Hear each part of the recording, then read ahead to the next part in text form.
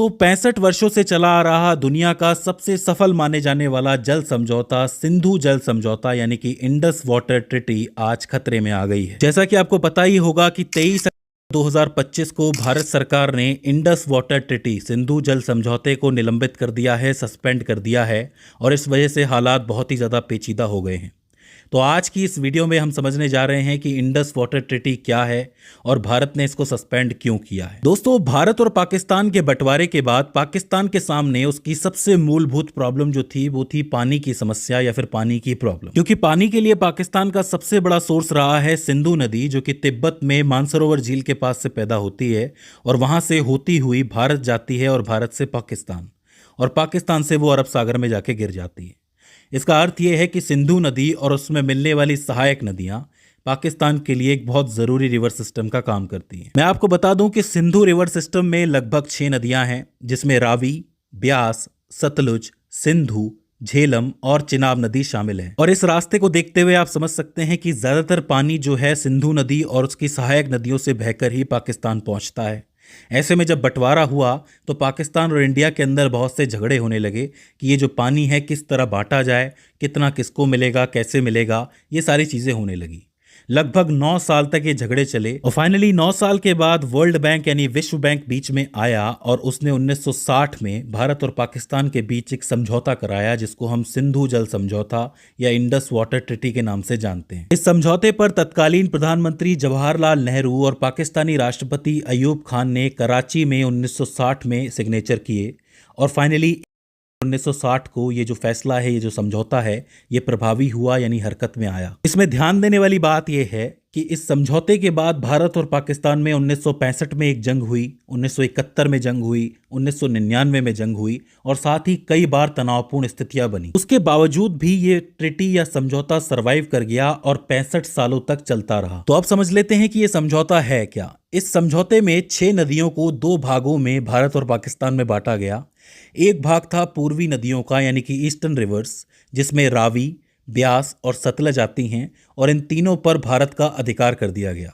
यानी कि इन तीनों नदियों का इस्तेमाल भारत अपने हिसाब से कर सकता है, सिंचाई कर सकता है, बिजली पैदा कर सकता है और साथ ही मछली पालन भी कर सकता है और जो भी काम में इस्तेमाल लेना चाहे वो कर सकता है। वहीं जो दूसरा हिस्सा था वो था पश्चिमी नदियों का यानी कि वेस्टर्न रिवर्स, जिसमें सिंधु यानी कि इंडस नदी, इसके अलावा झेलम और चिनाब नदी शामिल है। इन तीनों नदियों का ज्यादातर पानी जो था वो पाकिस्तान को दिया गया और भारत के जो अधिकार थे इन नदियों पे बहुत ज्यादा सीमित कर दिए गए। यानी भारत को सिर्फ कुछ एक चीजें करने की इजाजत थी, जैसे कि भारत इससे थोड़ी बहुत सिंचाई कर सकता था, जल विद्युत पैदा कर सकता था या फिर नौवहन कर सकता था, मतलब नौकायन कर सकता था इसके अंदर, लेकिन वो भी लिमिट के अंदर। ज्यादा पानी भारत इसके अंदर से निकाल नहीं सकता था। अगर आप इस समझौते के कोर को समझने की कोशिश करें, मूल उद्देश्य को समझने की कोशिश करें, तो वो ये है कि पाकिस्तान को इस बात का डर था कि भारत के जो राज्य जहां से सिंधु नदी बह के आ रही है वो राज्य थोड़े से ऊंचे हैं और भारत कभी भी चाहे तो इस पानी को रोक सकता है, तो पानी की आपूर्ति रुक जाएगी। लगभग 61% आबादी जो है पाकिस्तान की वो इस पानी पर डिपेंड करती है, तो ऐसे में पानी की किल्लत हो जाएगी। इस डर को रोकने के लिए ही भारत के जो अधिकार थे, जो राइट्स थे, उनको सीमित कर दिया गया था, लिमिटेड कर दिया गया था। थोड़ा और ढंग से समझो तो पाकिस्तान ये कह रहा है कि जिस बहाव से पानी बह के आ रहा है सिंधु नदी के अंदर, झेलम नदी के अंदर और चिनाब नदी के अंदर, वो बहाव नहीं कम होना चाहिए, मतलब उसी बहाव के साथ पानी आना चाहिए। अगर आप इस नदी के ऊपर बांध बनाना चाहते हैं, डैम बनाना चाहते हैं और विद्युत पैदा करना चाहते हैं यानी बिजली, तो ऐसे में आप रन ऑफ द रिवर परियोजना बनाएंगे। ध्यान से समझना, रन ऑफ द रिवर परियोजना। इसमें क्या होता है कि जैसे नदी बह रही है और इस नदी का बहाव बहुत तेज है और आप इसके ऊपर एक डैम बनाना चाहते हो जिससे कि जल विद्युत पैदा हो जाए, तो जल विद्युत पैदा करने के लिए, बिजली पैदा करने के लिए आप पीछे एक जलाशय का निर्माण करते हो। उस जलाशय के अंदर पानी जमा हो जाता है और उस पानी के फ्लो से ही आप टरबाइन घुमा के बिजली पैदा करते हो। पर पाकिस्तान ये कह रहा है कि आप ये जलाशय नहीं बना सकते। जलाशय अगर आपने बना लिया तो पानी जो है आपके पास जमा हो जाएगा। पानी अगर जमा हो गया तो बहाव कम हो जाएगा, बहाव कम हो गया तो पानी कम हो जाएगा और इससे हमें दिक्कत हो जाएगी। तो भारत को सिर्फ ये कहा है कि चलती हुई नदी से आप अगर बिजली बनाना चाहते हो तो बना लो, लेकिन पीछे जलाशय नहीं बनेगा। तो इसके लिए आप अपने परियोजना को या डैम को ऐसे डिज़ाइन करो कि चलती हुई नदी से ही बिजली बन जाए। इसके लिए पानी को रोकना ना पड़े। बेसिकली भारत जो है इन नदियों का पानी को स्टोर नहीं कर सकता, रोक नहीं सकता। फिर भी अगर भारत थोड़ा बहुत पानी रोकता है तो उसकी एक लिमिट है, लगभग 3.6 मिलियन एकड़ फुट। ध्यान से समझ लो, 3.6 मिलियन एकड़ फुट इस पानी को आप स्टोर कर सकते हो, उससे ज़्यादा नहीं कर सकते। और इस पानी से आप जम्मू कश्मीर और लद्दाख में लगभग 13.4 लाख एकड़ की सिंचाई विकसित कर सकते हो। मैं आपको बता दूं कि वर्तमान में लगभग 6.42 लाख एकड़ सिंचाई क्षेत्र वहां पे विकसित कर दिया गया है, लेकिन फिर भी ये पानी बहुत कम है। इस बीच अगर भारत कोई ऐसी योजना बना देता है जिसके अंदर जल जो है स्टोर हो रहा है, पानी जो है स्टोर हो रहा है, तो उसमें पाकिस्तान को ये अधिकार है, ये राइट है कि वो भारत के ऊपर आपत्ति उठा सकता है, सवाल उठा सकता है और भारत को कोर्ट में लेके जा सकता है। ऐसी ही 2-3 महत्वपूर्ण परियोजनाएं हैं जिस पर पाकिस्तान पहले आपत्ति उठा चुका है, जिसमें आता है सलाल हाइड्रो इलेक्ट्रिक प्रोजेक्ट। इसके बारे में पहले मैं आपको बता चुका हूं।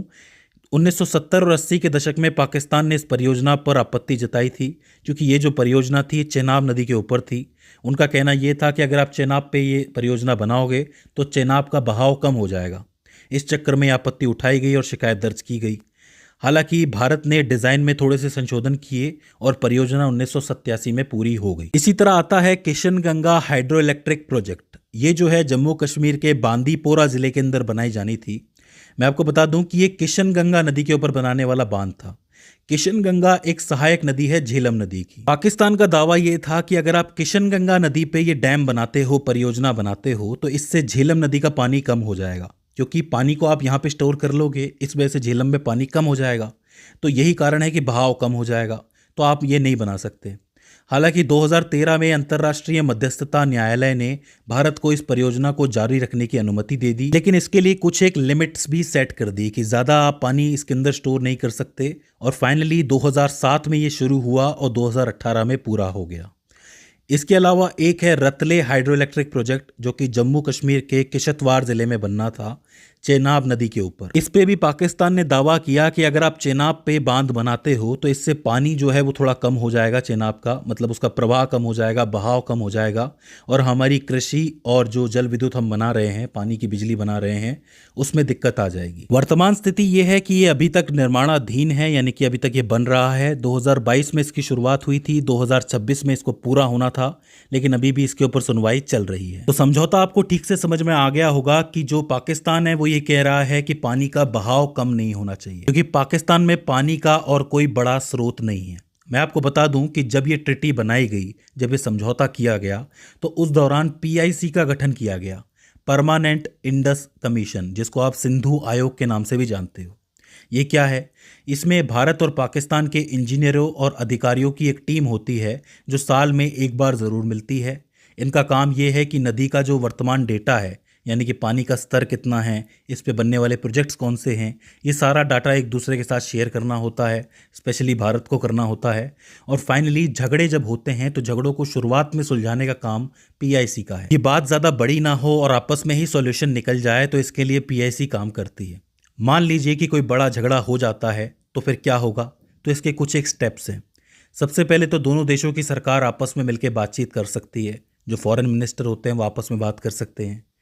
दूसरा ये है कि कोई न्यूट्रल एक्सपर्ट को बुलाया जाए, अंतर्राष्ट्रीय एक्सपर्ट, जैसे कि वर्ल्ड बैंक से ही कोई आ गया तो उसने बीच में आकर के पूरा सॉल्यूशन निकाला। और आखिरी जो स्टेप है वो है कोर्ट, जो कि नीदरलैंड के अंदर मौजूद है, वही फैसला करता है। तो फाइनली ये जो सारी दिक्कतें होती हैं, इन सबका फैसला कहाँ होता है? नीदरलैंड के हैग कोर्ट के अंदर। तो अब आपको ये तो समझ में आ गया कि सिंधु जल समझौता क्या है। अब हम वर्तमान स्थिति की बात कर लेते हैं। जैसा कि आपको पता ही होगा कि 22 अप्रैल 2025 को भारत के कश्मीर में पहलगांव में एक हमला हुआ, जिसमें लगभग 30 लोगों की जान चली गई। ये सारे के सारे टूरिस्ट थे जो कि कश्मीर घूमने आए थे, और यहाँ पे इनके ऊपर गोलीबारी हो गई, हमला हो गया, और बहुत ही आम लोग थे, इन लोगों को बेमतलब में मारा गया है। ये जो पूरी घटना है, इसकी फिलहाल इन्वेस्टिगेशन चल रही है, और इसी घटना के चलते भारत सरकार ने 23 अप्रैल 2025 को इंडस वाटर ट्रिटी को सस्पेंड कर दिया, निलंबित कर दिया। तो ये है आज की वर्तमान स्थिति। अब आगे जाके ये जो मामला है, जाहिर सी बात है कोर्ट में जाएगा। उसका कारण ये है कि ये दोनों देश फिलहाल तो बात नहीं करने वाले हैं, तो ऐसी स्थिति में कोर्ट ही इसका निपटारा करेगा कि आगे इसका क्या होता है। तो दोस्तों, मुझे उम्मीद है कि आपको सिंधु जल समझौता समझ आ गया होगा, और इस वीडियो से आपने कुछ ना कुछ नया ज़रूर सीखा होगा। अगर इसके बाद भी इस वीडियो के अंदर आपको कोई क्वेरी आती है, कोई दिक्कत आती है, तो आप हमें कमेंट सेक्शन में बता सकते हैं। तो दोस्तों आज की इस वीडियो के अंदर बस इतना ही। सी यू इन द नेक्स्ट।